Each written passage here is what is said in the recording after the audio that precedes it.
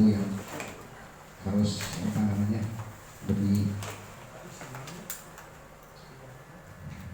lebih diungkapkan supaya kita bisa dijalankan ya di dalam pendapatan kita.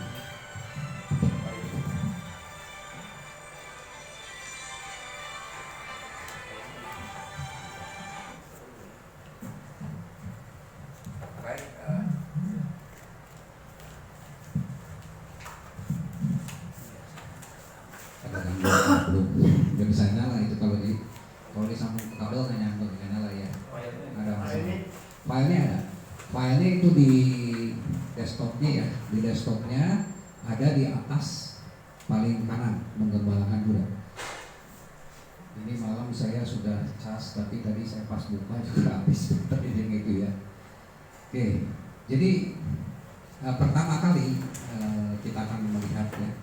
Kita akan bahas lebih dahulu mengenai gereja, saudara ya. Gereja, Pak Jonar itu membagi dua. Yang pertama adalah church dan yang satu lagi adalah eklesia. Gereja memiliki arti sebagai rumah atau tempat untuk ibadah, kumpul yaitu church. Dan satu lagi adalah eklesia, merupakan kumpulan orang-orang percaya. Ya, karena sama seperti tubuh itu satu dan anggota-anggota banyak, dan segala anggota itu sekalipun banyak merupakan satu tubuh, demikian pula Kristus.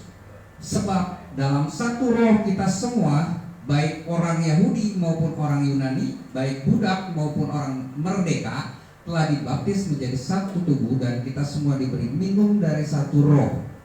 Karena tubuh juga tidak terdiri dari satu anggota, tetapi dari banyak anggota. Jadi ini yang disebut eklesia.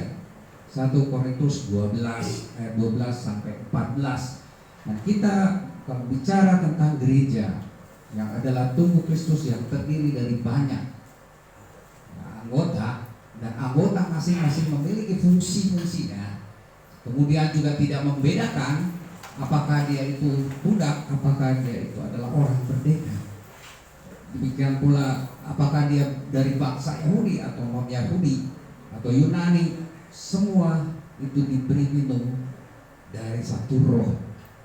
Nah, jadi kita adalah satu tubuh Tuhan yang sudah diperdekakan oleh Tuhan, dan kita disatukan oleh roh.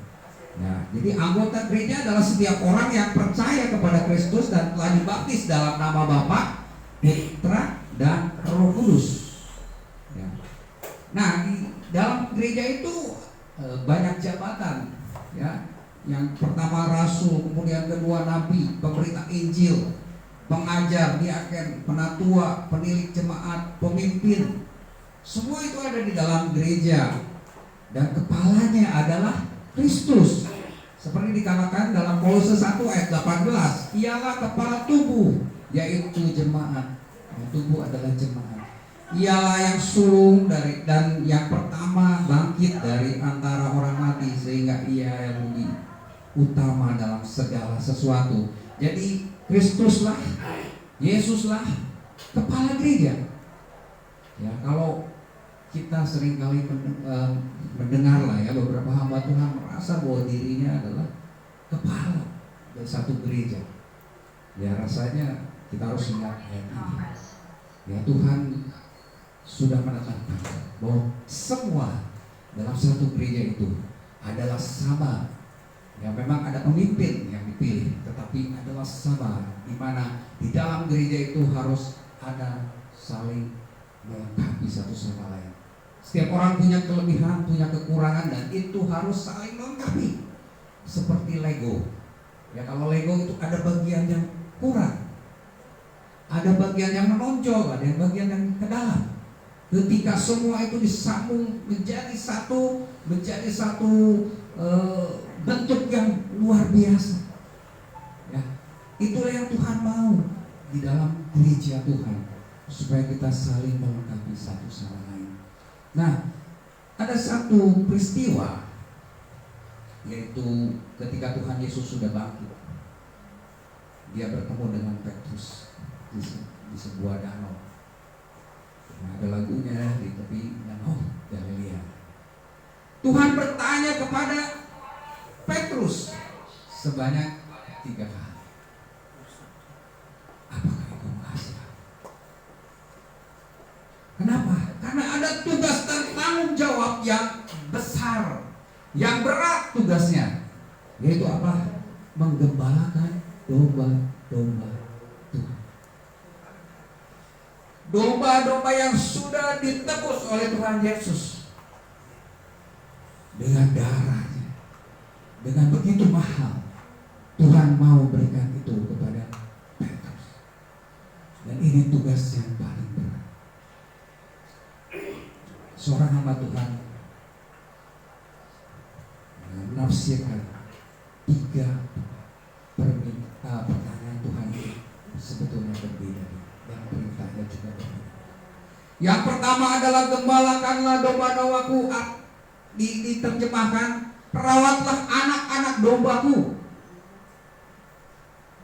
Jadi Tuhan mau para gembala merawat anak-anak domba, orang-orang yang baru percaya kepada Tuhan, supaya benar-benar dibantu mereka, diberikan pendidikan, dilatih, supaya mereka menjadi dewasa, menjadi domba yang dewasa. Kemudian yang kedua, gembalakanlah domba-dombaku. Setelah domba-domba kecil ya, domba-domba, anak-anak domba itu menjadi makin dewasa, bertumbuh secara rohani, dia harus digembalakan, dididik untuk bisa juga ya hidup lebih mandiri. Dan satu kali lagi, ketika Tuhan katakan gembalakanlah domba-domba, Tuhan mau supaya Petrus ini merawat domba-domba Tuhan. Bukan hanya menggembalakan, mengumpulkan mereka, membawa kepada padang gurun yang hijau, tetapi Tuhan mau supaya Petrus juga merawat. Ada tingkatan-tingkatan. Demikian pula pertanyaan itu, apakah engkau mengasihi aku? Betapa susahnya ketika kita menggembalakan atau merawat anak-anak domba yang masih kecil, yang sifatnya kekanak-kanakan, sehingga dibutuhkan kasih agape. Demikian pula ketika kita menggembalakan domba-domba yang juga bermacam-macam karakternya, diperlukan kasih agape.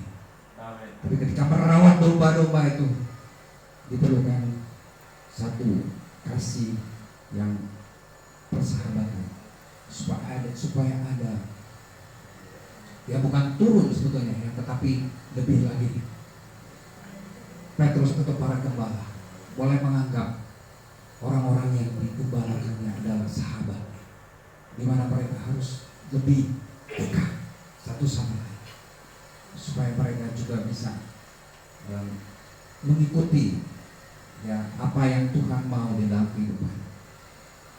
Kalau menjadi sahabat, ya seolah menjadi satu kesetaraan, ya, supaya domba-domba itu juga bisa menjadi seperti gembala. Itulah yang Tuhan mau.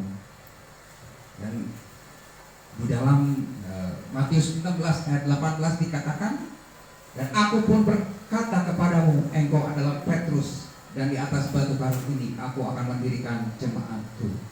Jadi Petrus memang Tuhan pilih untuk menggembalakan domba-domba Tuhan, dan juga menjadi batu karang di mana Tuhan akan mendirikan gereja. Ya, hal ini sempat dipertanyakan saudara di Bekasi.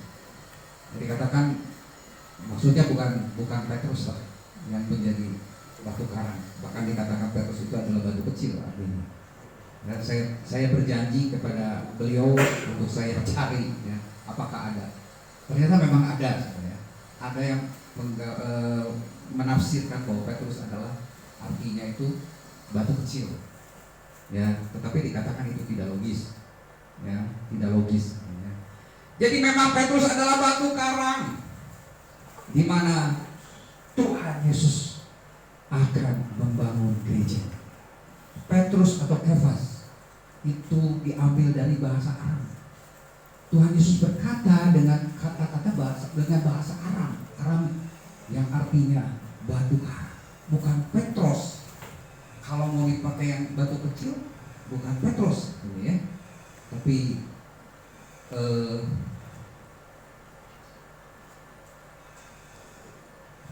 batu kecil itu ada lagi ya, tapi bukan itu. Nah, saudara, memang ada yang menafsirkan juga bahwa bukan Petrus itu bukan litos ya. Kalau batu kecil dalam bahasa Yunani-nya litos. Kalau Tuhan mau katakan, Tuhan Yesus mau katakan kamu batu kecil, ya litos harusnya dipakai. Tapi yang dipakai adalah Kefas. Ya, nah itulah batu karang. Tetapi ada juga yang mengatakan dasarnya adalah iman, pengakuan Petrus. Engkau adalah Mesias, anak Allah. Ya, sehingga Tuhan Yesus mengatakan, iya kamu cocok loh jadi dasar gereja. Ya, tapi kalau kita abaikan itu, yang penting di sini Petrus mendapatkan tugas dan tanggung jawab. Pertama, merawat anak-anak domba. Yang kedua, mengembalakan domba-domba. Yang ketiga adalah merawat juga domba-domba. Ya, domba memang perlu dirawat. Domba memang perlu digembalakan karena lemah. Ya, karena memang sangat tidak bisa mandiri. Ya, begitu dia ditinggalkan sendiri, dia bingung. Ya, dia bingung. Gampang diterkam oleh pemangsa. Oleh sebab itu perlu dirawat. Ya, Tuhan mau supaya para gembala merawat dan juga membuat domba-domba itu menjadi dewasa, anak-anak domba itu menjadi dewasa. Nah,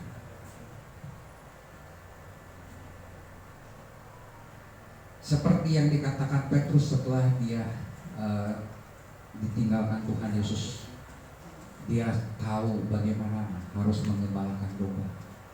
Tadi dibawakan ya, gembalakanlah kawanan domba yang ada padamu, jangan dengan paksa, tetapi dengan sukarela, sesuai dengan kehendak Allah.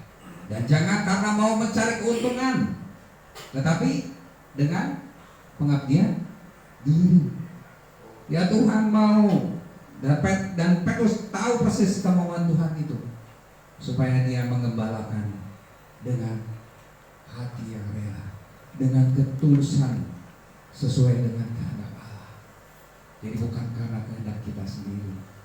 Ya, banyak yang ngomong mendorong kita, ayo jadi gembala. Ya memang kita harus bertanya pada Tuhan, apakah kita sudah atau sudah Tuhan kehendaki untuk menjadi gembala. Ya, karena memang gembala pekerjaannya itu adalah pekerjaan mulia tetapi sulit. Harus ada hati yang benar-benar mengasihi domba-dombanya. Ya, dan semua itu harus dilakukan dengan pengabdian diri. Ya, orang-orang percaya, ya kebanyakan itu adalah domba. Dia tidak pandai mencari makanan sendiri, binatang yang lemah, tidak tahu jalan, mudah tersesat. Ya, tetapi Tuhan kita menyatakan dirinya, dialah gembala yang baik. Tuhan kita menyatakan dirinya bahwa dia mengenal domba-dombanya, dan domba-dombanya juga mengenal. Jadi ada hubungan yang dekat antara gembala dan domba. Ada beberapa hamba Tuhan sengaja menjaga jarak dengan jemaat. Ada yang mengatakan kepada saya sengaja salam aja nggak mau, saudara.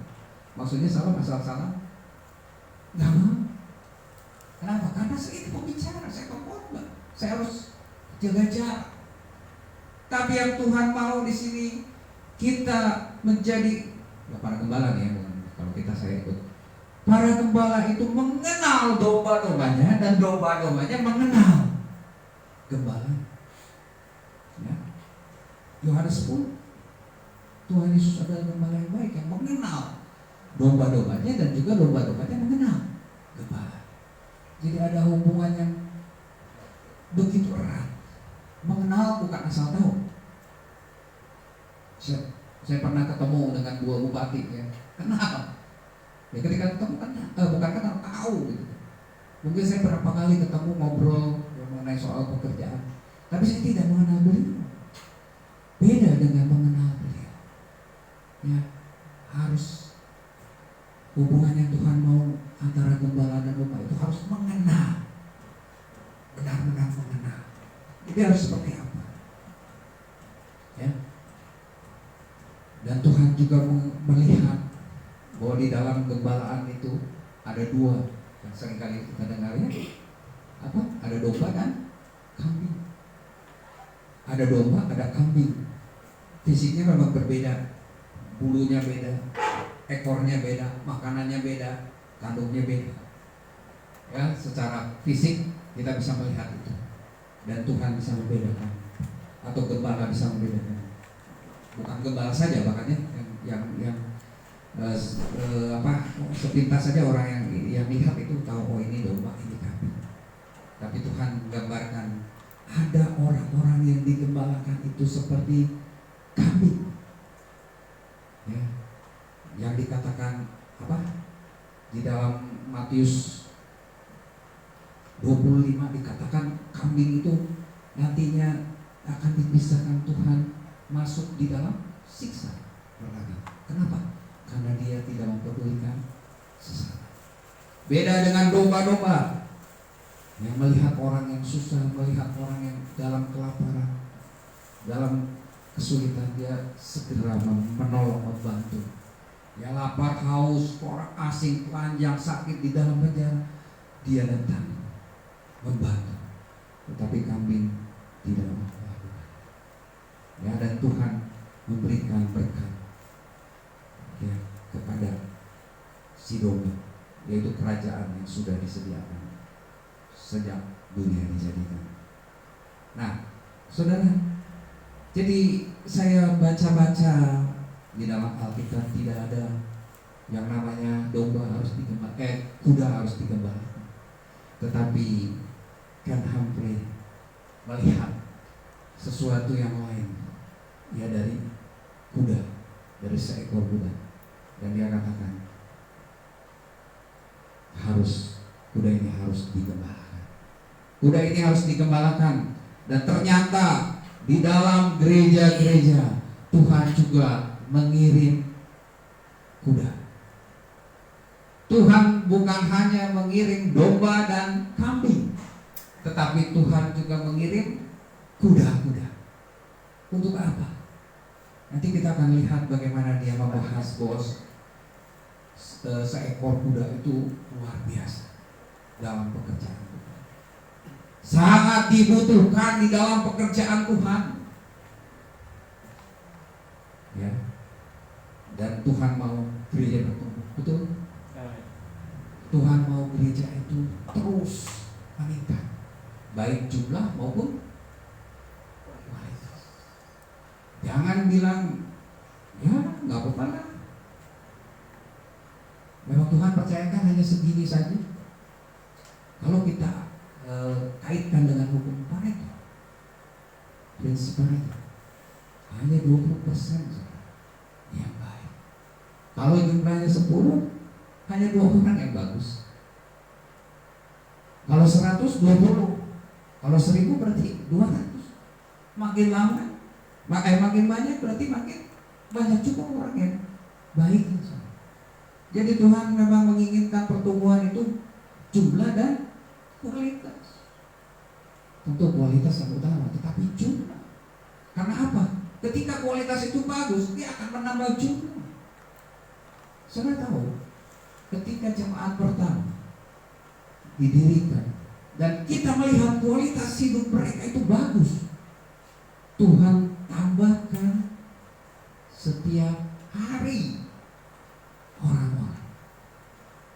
Jadi memang Tuhan menginginkan itu kualitas bagus untuk bisa menarik orang, menambah jumlah. Dan nanti ketika jumlahnya bertambah, orang yang berkualitas bagus pun bertambah. Yaitu yang Tuhan inginkan Ya, sesuai dengan amanat Tuhan Yesus bilang apa? Karena itu pergilah, jadikanlah semua bangsa. Semua bangsa, saudara. Nggak boleh milih-milih. Semua bangsa muridku. Dan bukan hanya sebagai domba-domba yang digembalakan, tetapi murid. Tingkatannya lebih tinggi, bukan hanya pendengar khotbah, pendengar firman Tuhan, asal datang ke gereja hanya absen, nongol aja. Tetapi Tuhan mau supaya orang-orang yang percaya itu menjadikan semua bangsa murid Tuhan Yesus, mengajar mereka melakukan segala sesuatu yang telah diperintahkan, yang Tuhan perintahkan kepada kita. Jadi murid memang harus diajar. Nah, mengajar. Dan ini berarti harus ke seluruh dunia, kalau seluruh bangsa. Ya, Tuhan mau itu. Itulah amanat agung Kristus. Ya, jadi di sini dijelaskan di dalam Lukas 24 dikatakan dalam namanya berita tentang pertobatan dan pengampunan dosa harus disampaikan kepada segala bangsa mulai dari Yerusalem. Kemudian Roma 10 ayat 18, tetapi aku bertanya, adakah mereka tidak mendengarnya? Memang mereka telah mendengarnya. Suara mereka sampai ke seluruh dunia dan perkataan mereka sampai ke ujung bumi. Kolose 1 ayat 6, yang sudah sampai kepada kamu, Injil itu berbuah dan berkembang di seluruh dunia. Jelas perintah Tuhan, beritakan Injil kepada seluruh dunia. Oleh sebab itu Tuhan kirim domba dan kuda. Domba memang untuk digembalakan. Dia bisa menentukan bagaimana kehidupan yang taat, yang manut, yang nurut, yang baik. Tetapi berarti harus orang yang datang melihat domba-domba itu. Tapi Tuhan mengirim kuda untuk menjadi tenaga pemasar Kristus. Dia akan pergi ke seluruh dunia. Dia akan mengabarkan Injil. Dia akan mengabarkan bagaimana kasih Tuhan begitu baik buat seisi dunia. Ya, kuda adalah orang yang luar biasa, lambang kekuatan. Kuda sifatnya itu ya, dia memiliki kecerdasan yang luar biasa. Dia dapat belajar, dapat mengingat perintah dengan cepat. Kemudian dia sangat responsif terhadap pelatihan. Jadi kalau melatih kuda itu kena cepat, daya tangkapnya luar biasa, sehingga memungkinkan mereka untuk menjalankan tugas-tugas yang kompleks, tugas yang susah bisa dijalankan. Kemudian dia juga bisa membaca ekspresi wajah, gerakan tubuh manusia, sehingga mereka dapat merespon dengan tepat terhadap instruksi dan sinyal diberikan oleh penunggangnya. Demikian juga kuda bisa mengenal ya orang-orang yang terdekat. Jadi seorang pengabar Injil juga harus tahu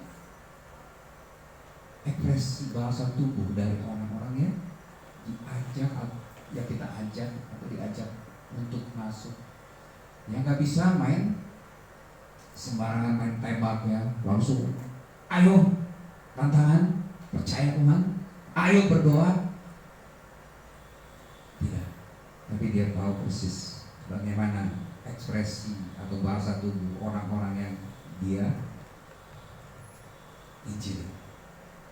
Kuda juga adalah binatang yang berani, punya naruni bertahan hidup yang kuat, dan dapat menghadapi situasi yang menakutkan dengan keberanian.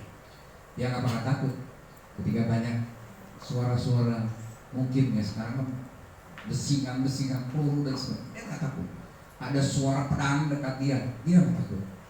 Seringkali dapat mengatasi rintangan dan tantangan yang sulit dengan keberanian yang luar biasa.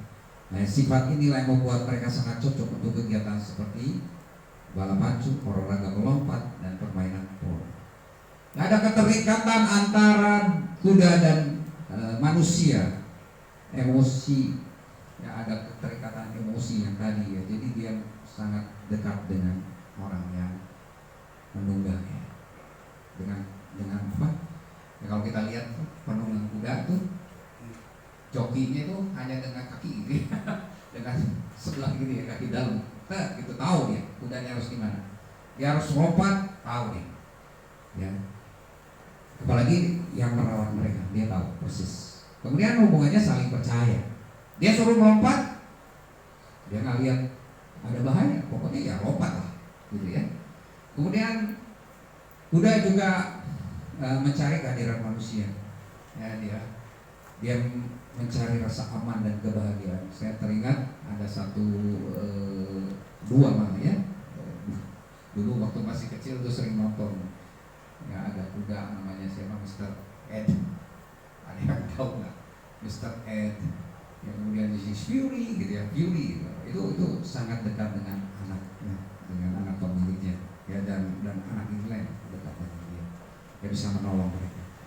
Dan kuda memiliki naluri sosial, dia senang berkelompok menjadi satu kawanan. Diceritakan ada kuda yang kabur gitu ya, tapi kemudian dia membawa banyak teman kuda-kuda liar lainnya. Ya karena mereka senang berkelompok, terus mereka selalu berjalan atau selalu hidup dalam kelompok. Nah, kuda diberikan kekuatan oleh Tuhan. Ayub 39 ayat 22 dan 24. Jadi melambangkan kegagahan dan keperkasaan prajurit serta raja di zaman dulu. Kemudian kuda suka berperang. Ya. Yeremia 8 ayat 6. Dia juga tidak pernah takut. Ayub 39 ayat 29 katakan, kedahsyatan ditertawakannya, ia tidak pernah kecut hati, dan ia pantang mundur menghadapi pedang. Kuda juga galak, jarang. Ayub 39 menggambarkan ini, ayat 21, ia menggaruk tanah lembah dengan gembira dan kekuatan. Dengan kekuatan ia maju menghadapi senjata. Dengan garam dan galak diluruhnya tanah dan ia meronta-ronta kalau kedengaran bunyi sangkakala. Tapi ada yang buruk tadi dikatakan cerdas ya, tapi Mazmur 32 ayat 9 katakan dia tidak berakal. Ya ini, ya. Janganlah seperti kuda atau banggal yang tidak berakal, yang kegarangannya harus dikendalikan. Jadi memang kuda ini nggak bisa dibiarkan, tetapi tetap harus dikendalikan. Kemudian kuda juga sifat yang jeleknya itu pemberi harapan yang sia-sia. Yaitu di dalam Mazmur 33 ayat 17, kuda adalah harapan sia-sia untuk mencapai kemenangan, yang sekalipun besar ketangkasannya tidak dapat memberi keluputan. Kuda memang diperlengkapi untuk hari peperangan, tetapi kemenangan ada di tangan Tuhan. Amsal 21 ayat 31. Jadi kuda dikatakan pemberi harapan. Ya, aku telah memperhatikan dan mendengarkan mereka. Mereka tidak berkata dengan jujur dan tidak menyesal karena kejahatannya dengan mengatakan, apakah yang telah kulakukan ini? Sambil berlari semua mereka berpaling seperti kuda yang menceburkan diri ke dalam pertempuran. Tadi Yeremia 8. Ya jadi kuda memang binatang yang gagah, tapi kuda yang tidak terkendali. Tuhan tidak suka akan kegagahannya. Mazmur 147 ayat 10 dikatakan, ia tidak suka kepada kegagahan kuda, ia tidak senang kepada kaki laki-laki. Jadi harus dikendalikan, dicegah. Ya, di dalam Yakobus 3 ayat 3, walaupun ini bicara masalah harus dikekang. Tidak mengenakan kekang pada mulut kuda, sehingga ia menuruti kehendak kita. Dengan jalan demikian kita dapat juga mengendalikan seluruh tubuhnya. Nah, jadi ada hal yang baik, sisi yang baik kita bisa lihat. Kuda adalah berani. Dia berani, tidak pernah punya rasa takut. Dia gagah, dia kuat, dia cerdas. Tetapi ada juga sisi-sisi buruknya.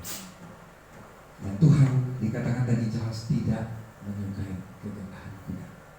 Karena apa? Karena sifatnya galak. Kalau tidak dikendalikan baik. Tapi itu ada di jemaat kita. Kalau Tuhan kirim kuda-kuda itu, mungkin kita tidak sadar. Ya kok ada kuda di dalam jemaat kita. Tetapi Sakaria bilang, Sakaria 14 ayat 20, katakan pada waktu itu akan tertulis pada kerencingan-kerencingan kuda, kudus bagi Tuhan, dan kuali-kuali di rumah Tuhan akan seperti bokor-bokor penyiraman di depan mezbah. Kerincingan-kerincingan kuda itu nanti akan tertulis kudus bagi Tuhan. Padahal tulisan itu ada di mana? Patang, ya, di patang, di topi parena. Di situ tertulis kudus bagi Tuhan. Keluaran 28 ayat 36. Juga haruslah engkau membuat patang dari emas murni, dan pada patang itu kau diukirkan seperti materai, kudus bagi Tuhan. Jadi tulisan yang untuk imam yang memang dikuduskan Tuhan itu nanti ada pada kerencingan kuda. Ya, jadi di sini tidak ada, suatu saat tidak ada pemisahan antara orang yang kudus dan orang yang biasanya tidak kudus. Bahkan orang yang, ya kalau kuda tadi dikatakan jarang, ya, dibenci oleh Tuhan kalau tidak dikatakan. Tetapi satu saat kuda-kuda ini akan menjadi atau punya label kudus bagi Tuhan, dikuduskan bagi Tuhan. Oleh sebab itu kita perlu mengenal siapa kuda, seperti tadi Tuhan sebagai gembala mengenal domba-dombanya, dan domba-dombanya mengenal Tuhan. Ya, kita harus saling mengenal. Para hamba Tuhan yang menggembalakan, sudahkah engkau mengenal domba-domba? Mungkin kuda juga. Atau menjaga orang, tidak mau dekat. Ya, buku ini atau sikan ini yang mengajar kepada kita membuka wawasan kita. Ada kuda yang Tuhan berikan, dan itu kalau bisa, ya, kita didik, kita latih, dia akan sangat luar biasa untuk pekerjaan Tuhan.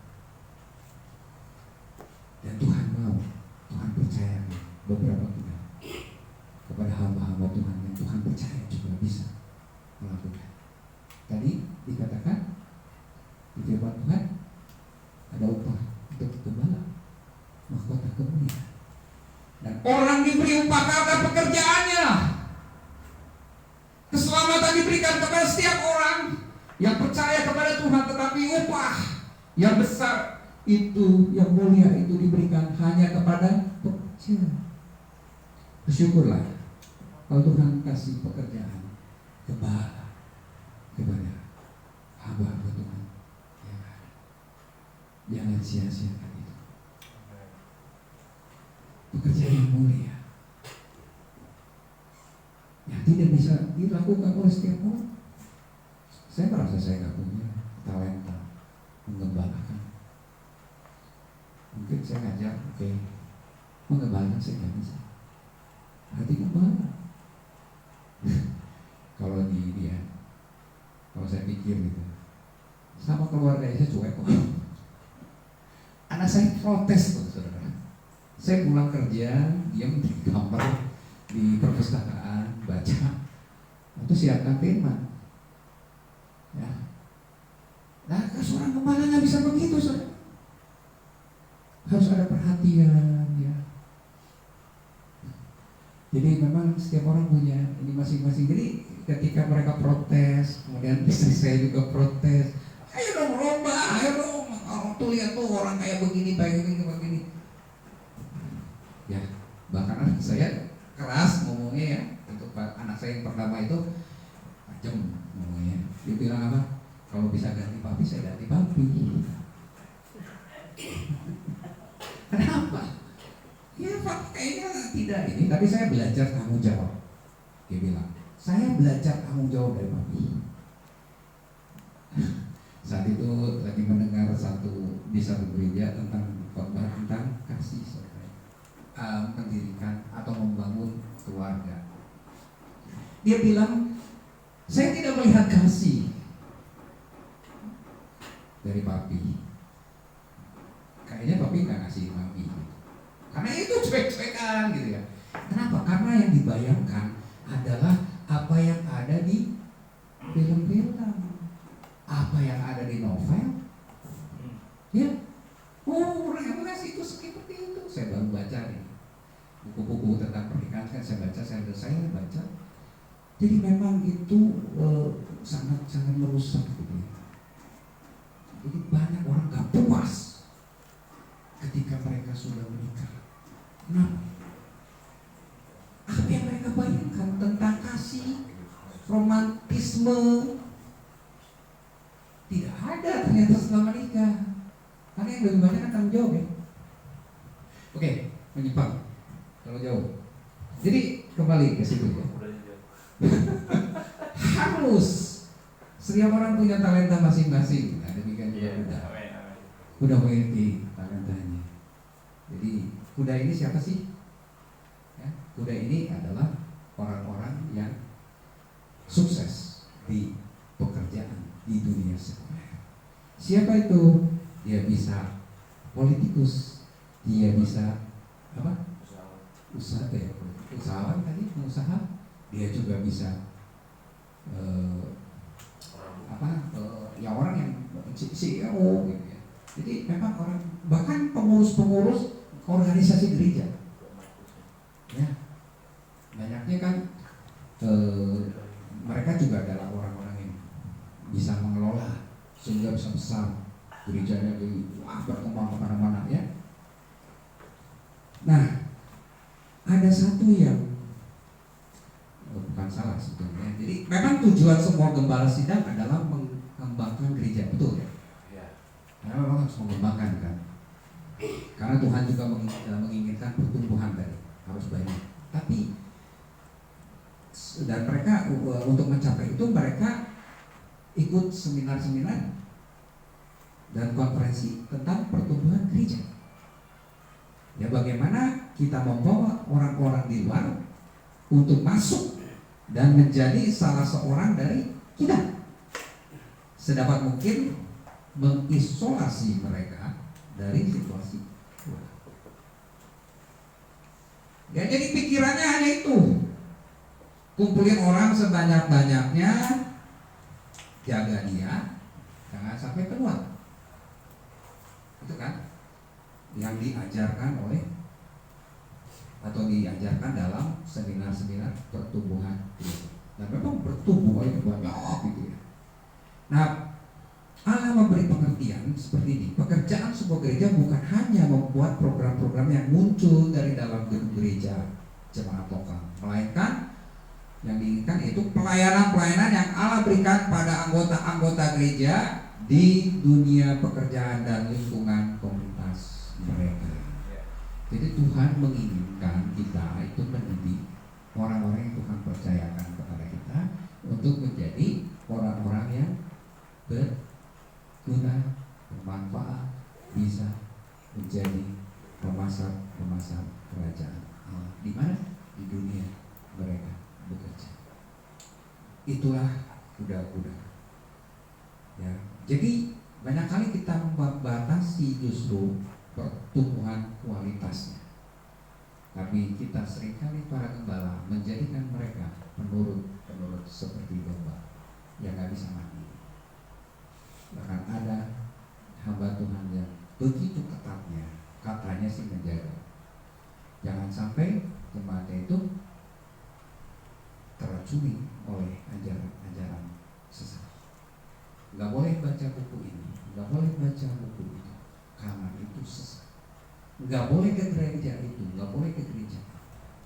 Ya seperti saya katakan juga, ada orang yang bilang ke saya dimarahin, ibu gemuk, karena saya pergi ke gereja lain. Dia bilang, apa kamu nggak boleh begitu? Kamu melayani di sini. Nah, pada saat jam ibadah hanya 1 kali seminggu, dia nggak bisa. Dulu saya ngaudit ya, jadi suka ke Jakarta. Ya saya pergi ke gereja lain, walaupun saya melayani sebagai guru suami, saya pergi ke gereja lain karena gereja hanya ngasih waktu 1 kali sore. Ya saya pergi ke gereja lain untuk ibadah. Setelah itu saya pergi sorenya. Jadi hamba Tuhan begitu mengekang si jemaatnya, terutama pelayan-pelayannya, untuk nggak boleh ke gereja. Bahkan ada yang lebih sabar, lebih hebat lagi, dikatakan, wah untuk gereja itu nggak benar, hamba Tuhannya semua sontong itu. Ya jadi semuanya kelut gitu ya. Kalau orang sudah bilang nggak boleh. Udah baca buku, saya berkembang dengan baca buku. Ya. Jadi baca buku ini sangat bermanfaat, dan buku-buku yang ditulis juga adalah dari hamba-hamba Tuhan terkenal, ya, yang sudah berhasil. Ya tentu saya tidak menghilangkan ya, bahwa memang dasar-dasar yang sudah saya terima itu yang menghalangi saya misalnya membaca hal-hal yang atau terbawa kepada hal yang menyesatkan. Ya dulu ada PH dan segala macamnya. Nah, jadi sebenarnya Yesus melatih, melengkapi, memberi semangat, dan kemudian meninggalkan tenaga pemasaran terbaiknya, yaitu kuda-kudanya. Ya, kemudian Tuhan Yesus juga menjadikan, memperlengkapi domba-dombanya. Sebagian besar itu memperlengkapi, menyemangati para kuda. Jadi dia perlengkapi domba, semangati juga kudanya. Karena kuda itu nggak bisa terlalu ya, supaya mereka bisa mendemonstrasikan kabar baik yang sama ya, pada dunia luar. Jadi biarkanlah Yesus membangun gereja. Ya, jangan sampai kita mengekang, karena Tuhan, jemaat itu bukan milik kita. Itu ada yang punya perasaan bahwa itu milik kita. Tuhan memang percayakan, tapi itu titipan Tuhan. Karena Tuhan percaya kita bisa mendidik dia, bisa menjadi orang yang lebih dari kita. Melalui didikan kita, dia menjadi tenaga yang Tuhan pakai untuk kemuliaan Tuhan bisa lebih. Nanti upahnya Tuhan yang ngurus ya, bukan kita kan. Tuhan kita sudah melakukan apa yang kita harus lakukan. Tuhan juga yang akan melakukannya untuk kita. Datang dan pergi biasa ya, ada pertemuan, ada perpisahan. Tapi jangan takut. Kudanya pergi dari gereja, Tuhan kirim kuda lain. Sudah selesai. Ya kalau sekolah begitu ya, harus suatu saat berhentinya, masuk lagi ke sekolah lain yang lebih tinggi. Jadi buku ini berisi tidak saja prinsip-prinsip Alkitab, tapi juga langkah-langkah praktis yang menjelaskan tentang bagaimana untuk mengerti, bagaimana dapat memiliki hubungan, dan bagaimana memperlengkapi para pemimpin dunia usaha dan komunitas dalam jemaat. Ya, satu buku yang membuat satu proses yang tampak sulit menjadi sesuatu yang proses yang dapat dimengerti, dikerjakan, dan dilakukan sebenarnya. Jadi biarlah kita yang menjadi gembala Tuhan, kita mau kembali, bukan hanya berpikir kepada gereja lokal kita, ya, tapi yang harus menjadi pikiran kita adalah gereja secara keseluruhan. bisa mengirim orang untuk ke kita untuk dididik supaya dia bisa menjangkau atau mau menyebarkan kerajaan Allah di mana-mana. Itulah yang memang Tuhan mau di dalam kehidupan umatnya. Oleh sebab itu latihlah para kuda dan utuslah mereka keluar. Siaplah karena gereja kita pasti akan bertumbuh. Amin, amin. Pasti akan bertumbuh. Kalau Tuhan yang memberi, Tuhan juga pasti memberkati. Ya, jangan takut. Jangan takut. Tuhan kirim lagi kuda yang mungkin lebih kuat. Bisa. Ya. Nah, kuda memang seringkali ya ingin berperan. Jadi ingin memulai banyak hal, banyak idenya tuh. Tapi juga ingin mengontrol. Ya, dia menghindari sebagian besar program-program yang tidak memberi mereka peranan penting. Bisa tolak. Ya, dia bisa menolak ketika kita bisa memberikan atau memberitahu program-program itu. Tetapi dia akan tunduk kepada pemimpin dengan kekuatan yang lebih besar. Ya.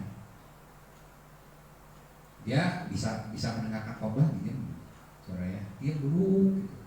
Tetapi ketika diberikan tugas-tugas atau program yang mengatur atau menjalankan program, dia bisa menolak itu.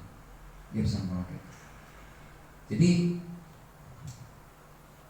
memang sulit untuk mengendalikan kuda ini karena dia adalah tipe pemimpin A. Alpha, kuat, sangat kuat kepemimpinannya. Dia sangat percaya diri. Orang yang kuat itu memang biasanya itu mengintimidasi, sangat bisa mengintimidasi. Itulah kuda-kuda. Tapi biarlah kita belajar mengerti dan latihlah mereka untuk berada di bawah kontrol Allah, sehingga dia bisa menjadi pelayan dalam dunia mereka sendiri seperti yang Tuhan inginkan bagi mereka. Tugas gembala, kembali persiapkan mereka, latih mereka, dan biarkanlah Tuhan yang akan mengatur hidup mereka, mengontrol kehidupan mereka. Ya, jadi mereka tidak mudah ya untuk dilatih, karena ketika ada kuda liar dilatih itu perlu 3 bulan untuk melatih. Seorang pelatih ahli pun perlu 3 bulan untuk melatih kuda sehingga dia bisa ditunggangi, bisa jadi alat transportasi. Dia dibawa ke tempat yang ramai, itu juga harus hati-hati supaya dia tidak memberontak. Ketika sudah memberontak gagal misalnya, dia harus mulai lagi. Dan itulah yang dilakukan oleh Tuhan Yesus ketika Tuhan Yesus melatih para muridnya. Berapa tahun Tuhan Yesus harus melatih para muridnya? 3,5 tahun. Apakah Tuhan Yesus berhasil? Sampai terakhir 3,5 tahun gagal rasanya. Petrus yang paling dekat dengan Tuhan Yesus menyangkal Tuhan Yesus. Tapi Tuhan Yesus sudah berakhir, melatihnya sudah selesai waktu itu. Roh Kudus yang akhirnya menuntun. Tuhan Yesus hanya memberi dasar kepada para murid. Dan Tuhan Yesus ya tetap mempercayakan kepada murid-murid yang gagal juga, karena dia percaya satu saat dasar yang sudah ditanam akan bertumbuh. Siapa yang menumbuhkan? Roh Kudus. Kekang kuda itulah Roh Kudus. Hanya Roh Kudus yang bisa mengekang kuda-kuda. Mungkin kita juga gagal seolah-olah ketika kita melatih mereka. Mereka tetap menjadi orang yang susah diatur. Mereka berani melawan kita mungkin. Tapi percayakan, serahkan pada Roh Kudus yang akan mengekang mereka. Tuhan tahu kita sudah melaksanakan tugas, mengajari dasar-dasar kepercayaan, dasar-dasar hidup, sehingga memiliki karakter yang baik, yang tetap sebetulnya harus dimunculkan. Dan itulah Roh Kudus yang akan mengingatkan. Ajaran-ajarannya sudah diberikan oleh kita. Roh Kudus lah yang akan mengingatkan. Ya, Jadi kuda ini adalah binatang yang sulit, sangat sulit diatur. Tetapi sebetulnya bisa dikendalikan. Bagaimana kita harus mengatur mereka? Bagaimana kita harus mendekati mereka supaya kita bisa mengajar mereka? Pertama, usahakan untuk mendapatkan kepercayaan dari dia. Lakukan pendekatan yang pelan, tenang, ngobrol dengan tenang, dengan sentuhan. Tuhan bilang apa kepada Petrus? Apakah kau mengasihi aku? Dekati kuda itu dengan kasih. Ya, bukan dengan kalau kuda nggak bentak, dia balik bentak. Ya, jadi kita harus persis mengenal mereka satu persatu. Amin. Hanya kasih yang bisa membuat kita juga sabar kepada mereka. Melatih mereka dengan tenang. Biarkan dia melihat kepada mata kita, saling memandang, ada kontak mata, dan kita juga melihat ke dalam matanya. Ia akan melihat dan merasakan pengalaman yang dapat ia percaya. Jangan membuat gerakan-gerakan yang cepat di depan kuda atau tiba-tiba ya, kepada dia, karena dia juga sangat waspada. Ya, kuda itu sangat waspada. Ya, bisa juga dia merasakan ketakutan malah kalau kita terlalu cepat. Dia bisa berpikir, kalau gitu dia hanya menginginkan uang saya. Ya. Temuilah mereka di tempat kerja mereka. Ajaklah mereka makan. Sekali-kali hamba Tuhannya bayarin. Nyukongin mereka. Tanyakan tentang kehidupannya. Ini buku ya, singkatnya. Saya mau. Ya, bagaimana keluarganya, kenali keluarganya, bagaimana pekerjaannya. Jangan ungkapkan tentang gereja atau program-programnya. Ketika kita mendekati mereka, jangan ungkapkan itu. Pelan-pelan dekati dulu mereka secara pribadi. Dan apabila dia bertanya, berilah jawaban pendek saja. Gak usah panjang-panjang tentang program kita. Dan segera keluar dari topik itu ketika semua kita mendekati mereka. Kenali dia, bagaimana juga cara dia berpikir, apa yang dia suka lakukan, apresiasi dia.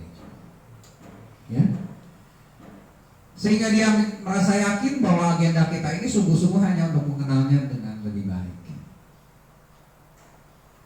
Dan dia juga akan melembut, akan memberi perhatian pada apa yang kita ingin ia pelajari. Ya. Dan dia yakin bahwa kita berada di sana bukan untuk menyakitinya, bukan untuk mencari keuntungan dari dia. Ya. Dan kemampuan untuk mempercayai dalam hubungan ini akan segera dimulai. Agenda mengenalnya dengan lebih baik sudah berhasil kita lakukan. Jadi mendekati kuda harus seperti itu, lembut hati. Yang kedua, biarkan si kuda berpikir bahwa dikontrol dengan menggunakan tali kekang dan pelana adalah sesuatu gagasan yang baik. Meyakinkan mereka bahwa kamu tuh harus dikontrol dan inilah gagasan yang baik. Ya, boleh tegas, tetapi harus memberi ruang kepada seekor kuda untuk berpikir bagi dirinya. Jadi nggak bisa, kamu harus begitu, kamu harus begitu. Biarkan juga mereka berpikir dengan lebih baik. Ya. Kemudian yakinkan dia bahwa latihan untuk suatu tujuan yang baru dengan kami itu adalah sesuatu yang baik untuknya, sehingga ia pun memilih hal yang sama. Dia mau ikuti. Mustahil? Tidak. Dengan campur tangan Tuhan. Luangkan waktu dengan seorang pemimpin. Biarkan dia mendekati hidup kita. Maka dalam waktu singkat kita akan memiliki kesempatan untuk mencontoh bagaimana Allah menginginkan kita menjadi. Tuhan Yesus membiarkan dirinya juga dia tidak menutupi ketakutannya di Taman Getsemani. Dia bawa Petrus, Yohanes, ya, siapa? Yohanes, Petrus, dan Yakobus. Itu 3 orang yang lebih dekat ketika dia berdoa. Dan dia juga menunjukkan dengan kata-katanya betapa dia takut. Bisakah kau berjaga-jaga 1 jam saja? Itulah yang Tuhan Yesus lakukan. Pernah nggak kita berpikir untuk bisa bicara dengan jemaat kita seperti itu? Saya takut, saya lagi dalam masalah. Banyaknya hamba Tuhan takut ya. Kalau ngomong gitu kan ada pemikiran lain kan. Loh, kita aja sebagai gembala masa sih ketakutan? Tapi Tuhan tujuan itu. Tuhan Yesus begitu ketakutan di Getsemani, tapi dia tujukan itu kepada Petrus, pada Yohanes, dan ya memang kepada orang-orang, kepada kuda-kuda. Ya, dari sekian banyak orang, Tuhan Yesus hanya terbuka kepada 3 orang itu. Ya. Karena itulah satu hubungan yang bisa membuat kita itu bisa bekerja sama, terutama untuk orang-orang yang potensial. Siapa itu? Kuda-kuda. Oke, waktunya sudah jam 11. Kita masih ada 1 pertemuan, masih bisa lanjutkan ini. Ya, nanti tentang bagaimana Tuhan Yesus melatih kuda-kuda. Ya, salah satunya adalah Petrus, kuda terbaik, sehingga dia dipilih menjadi sokobe gereja, dipercayakan menjadi manasi buat pendiri gereja. Apakah Petrus yang paling baik di Petrus itu punya sifat, ya, dikatakan dalam satu buku itu Petrus itu sanguin, ngomong cepat, nanti dia lupa apa yang dijanjikan. Cepat kalau ngomong, responnya pokok-pokok gitu ya, janjinya wah, tapi kalau di pelaksanaannya dia lupa biasanya apa yang sudah dia katakan dia lupa. Tapi Tuhan percayakan dia dengan segala kelemahan. Dan Tuhan ubahkan dia sehingga dia menjadi orang yang berani. Hanya oleh seorang perempuan aja dia ketakutan, dia nyangka di Yesus. Tetapi di tengah-tengah musuh-musuh Tuhan Yesus dalam tanda kutip, orang-orang Yahudi yang membenci Tuhan Yesus, dia berani berkhotbah dan 3.000 orang dimenangkan. Itulah permohonan berdirinya gereja Tuhan di zaman perjanjian baru. Karena gereja itu dimulai katanya ketika Habil itu mempersembahkan korban, itu sudah gereja. Yang satu buku mengatakan demikian. Ya, oleh sebab itu biarlah kita mengerti tentang kuda ini. Mulai coba lihat kuda-kuda yang ada di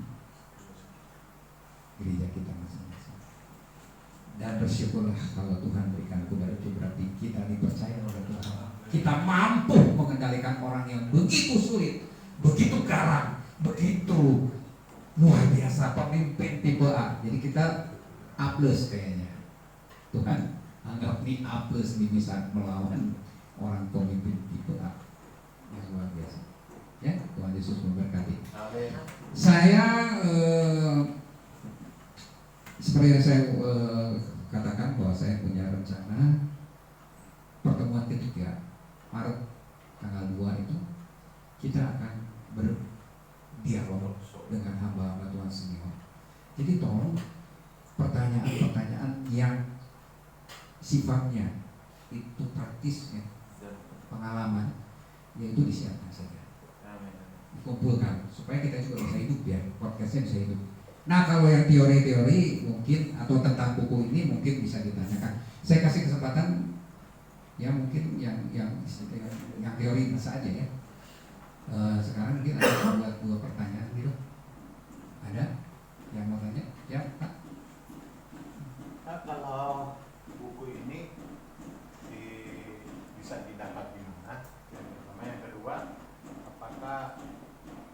kuda itu bisa mengembalakan jemaat. Yang kedua, kuda bisa mengembalakan domba. Petrus kudanya Tuhan Yesus, dia jadi gembala. Yang pertama, pertanyaan pertama, sayang sekali ini saya lihat-lihat di Google pun sudah nggak ada. Saya bersyukur kepada Tuhan, ini saya pernah pinjamkan ke seorang hamba Tuhan. Saya kejar-kejar akhirnya. Saya kejar-kejar karena ini nggak ada lagi. Nggak ada lagi, jadi ini murah sih. Saya lihat harganya cuma 14.500 waktu visi masih ada. Ya ini dipinjam 3 buku, yang kembali 2 buku biasa. Kalau yang pinjam begitu. Jadi saya diajarin sama dosen saya ketika S2, dia bilang gini, kalau ada yang pinjam buku suruh baca di rumah. Itu harta kita, nggak balik. Dia bilang nggak akan balik gitu, bukan kita pelit. Ada buku-buku tertentu nggak akan kita bisa petemuin lagi. Iya. Gitu.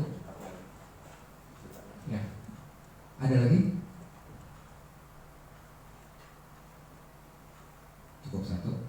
Ya, terima kasih. Selamat siang. Kita akan berdoa dulu ya. Pak Yunus, saya minta tolong.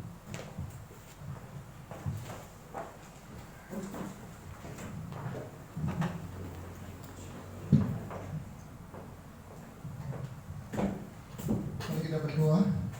Tuhan Yesus, terima kasih untuk acara mengawali tahun baru ini, ada bedah buku yang tujuannya memperlengkapi hamba-hamba Tuhan yang ada di Kota Bandung maupun para partner yang ada di seluruh Indonesia, juga bagi siapa saja yang bisa mengikuti rekamannya ini, biar kami memperoleh pengetahuan yang baru, sesuatu yang mungkin tidak pernah terpikir oleh kami, yang tidak pernah kami ketahui. Kami diingatkan bahwa sebagai gembala, kami tidak hanya menggembalakan domba, kami tidak hanya menggembalakan kambing, tapi kami juga diberikan Tuhan di jemaat kami kuda dengan segala kelebihan dan kekurangannya. Dan kami sebagai gembala tidak bisa memilih-milih, hanya boleh menggembalakan domba, tidak mau kambing, tidak mau kuda, tapi apapun yang Tuhan berikan bagi kami harus lakukan dan kerjakan sebaik-baiknya. Karena itu kami perlu belajar, Bapak. Tanpa belajar, maka kami tidak akan maju, tidak akan berkembang. Terima kasih untuk acara bedah buku yang pertama di bulan Februari. Biarlah kiranya acara ini akan berlanjut terus dengan buku-buku lain, dengan pembicara yang lain, dan berkati Pak Yusuf yang menginisiasi acara ini, kegiatan ini, biar semua ini hanya bagi hormat kemuliaan. Amin, amin, amin. Dalam nama Yesus kami berdoa dan mengucap syukur. Haleluya. Amin. Amin. Puji Tuhan.